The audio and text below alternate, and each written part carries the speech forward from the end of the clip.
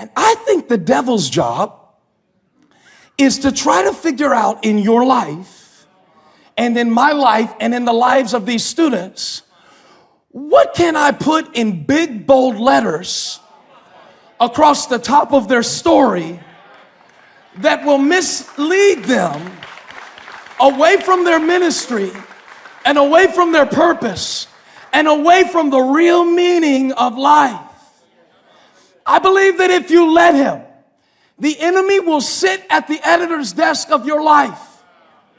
And he'll take the facts of what happens to you and the facts of what you've been through and the facts. And what he'll do, he's really good at it too. He'll suggest all of this in your mind, by the way. You're not looking for a guy with a pitchfork. You're looking for a guy that looks an awful lot and sounds an awful lot like you. This is how he does it. He gets inside because they're both running the same organization, you understand?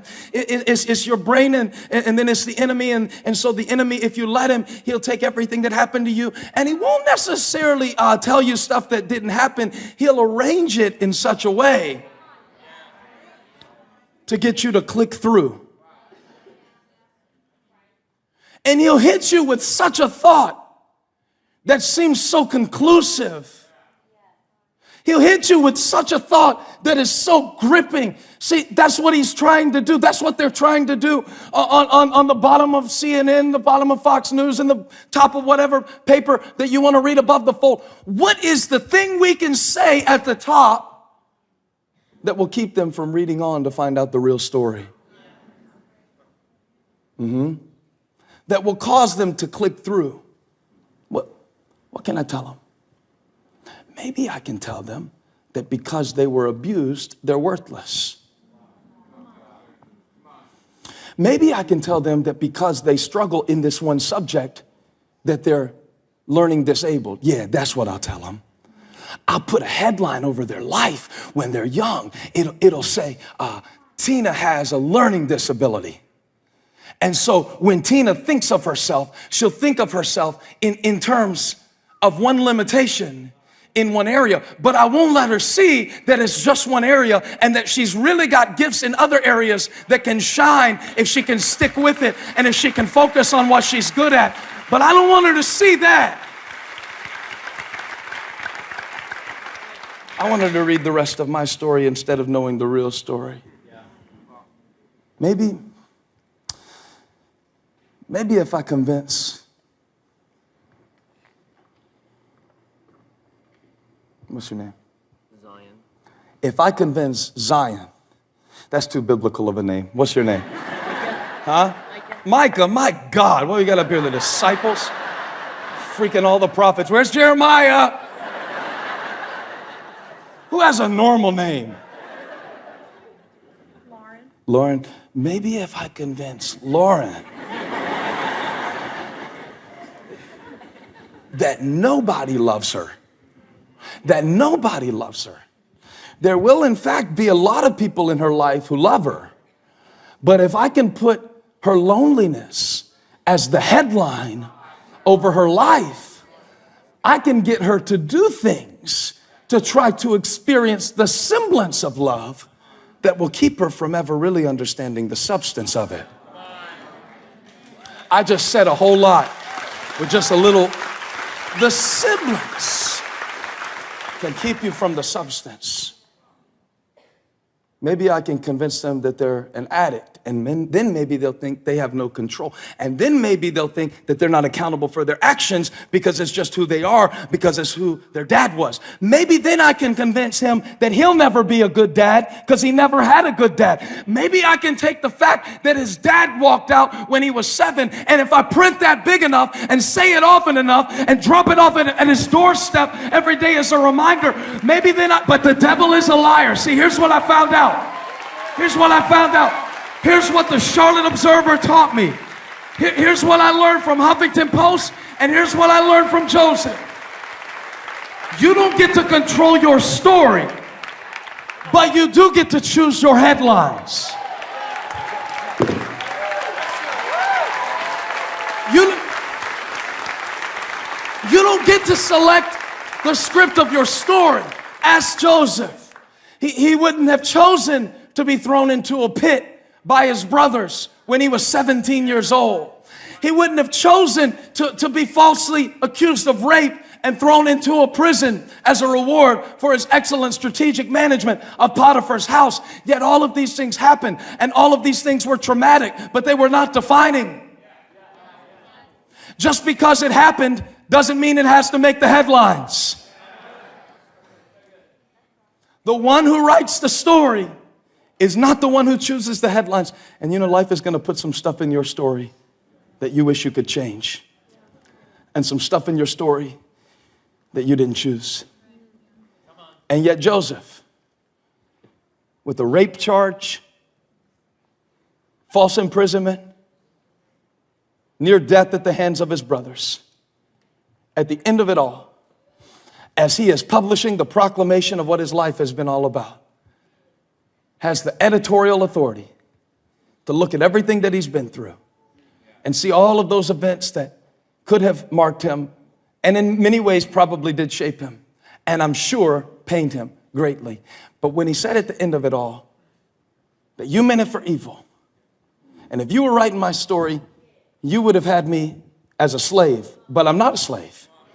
And if you were writing my story, you would have had me as an arrogant 17-year-old who didn't know any better than to keep his dreams to himself.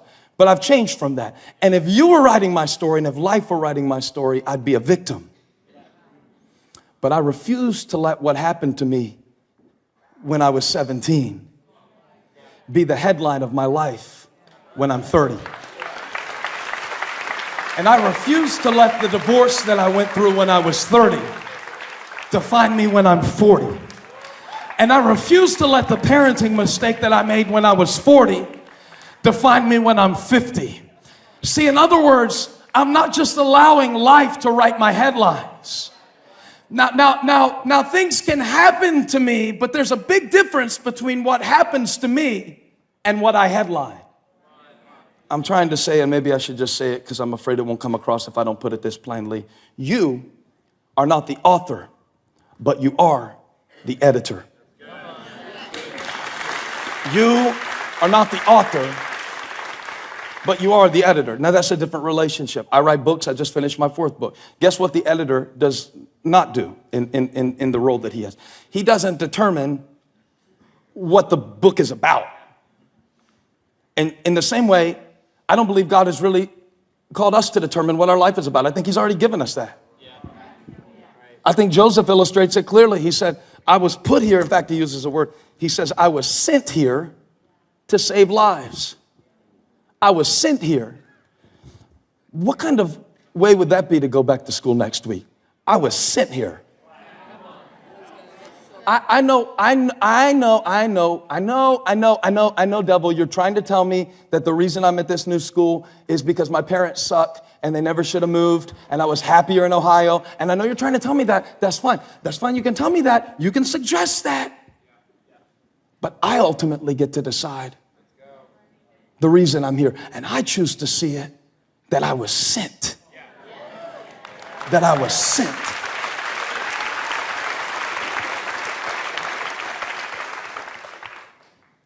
You need a dream to drive your decisions. That's good. You need a dream to drive your decisions. You need a dream to drive you toward your destiny.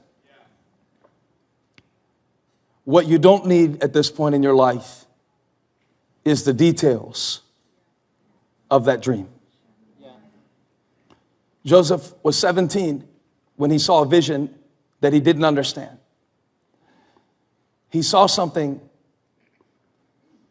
that was beyond his maturity to comprehend or really even handle, in that he saw himself surrounded by 11 sheaves of grain, bowing down to his sheaf of grain. He was seeing a picture of how one day his brothers would come and bow down before him. Followed up by a second dream, because when God is doing something in your life, he'll reinforce it in various ways.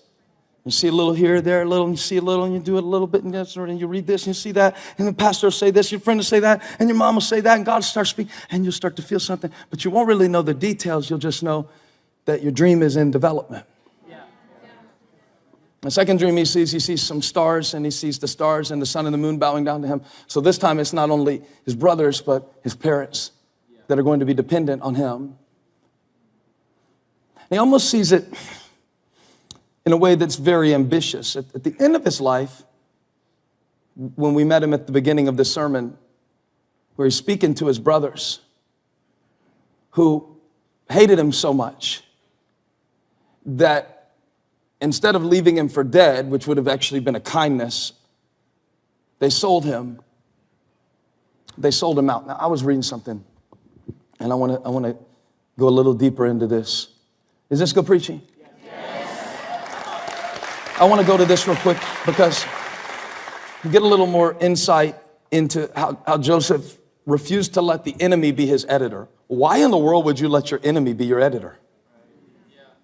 Why would you let your doubt and your cynicism and your negativity and your past tell you where you're going?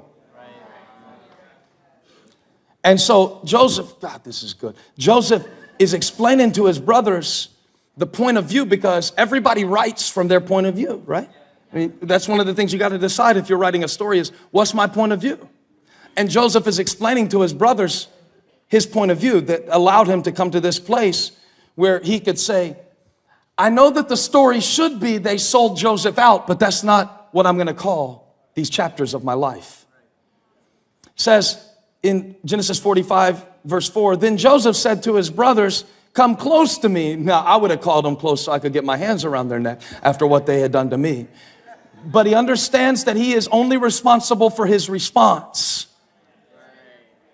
You are not responsible for all of the events that occur, only your response to those events.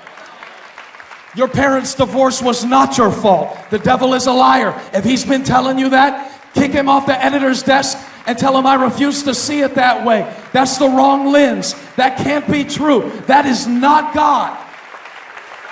But he said, I am your brother Joseph, the one, watch this, you sold into Egypt. You got it? You sold.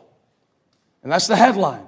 Joseph's brothers sell him as a slave. Cruel brothers sell cocky kid with the colorful coat, I don't know, as a slave into Egypt. That's the headline. That's the clickbait. That's how most of us in the room would have written it, by the way, from Joseph's point of view. You sold me. He says it. It happened. You sold me. You did it. It happened. You sold me into Egypt. Now, don't be distressed. And don't be angry with yourselves for selling me here, because it was to save lives that God sent me. Now, we've got two possible headlines here that we can choose from. Remember that Bible that your parents used to have? And it was some inductive method study Bible. I went to seminary. I don't even know what that means. But one thing I remember about big old thick Bible, I'm telling you, the Bible was like that. But the Bible was big. It was big print, and I think that's why your parents had it. But can y'all hear me okay? And so this big thick Bible, and it was cool because it had all the same chapters in the Bible. But you know how, like, in this Bible, before each chapter, it has a heading that tells you what that chapter is about? This Bible was cool because it had a blank space where normally the heading would be. And the idea of it was, because it had big old margins where you could write notes in the margins. But my favorite part was that you got to choose your own heading. So let's play a game right now.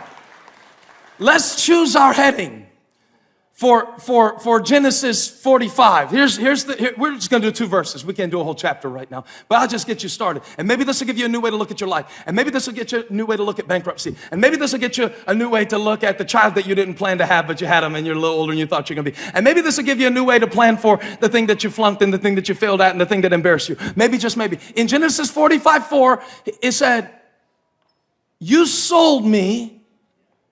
In Genesis 45:5, it said, God sent me.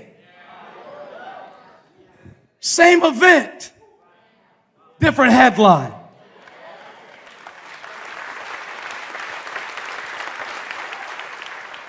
And the headline you choose about an event determines whether you stay stuck in what happened or if you move forward to where you're headed. Wow. I don't write my headlines about what happened. I write my headline based on where I'm headed. That's why it's called a headline, because I'm headed somewhere. I have a dream and I'm going toward it.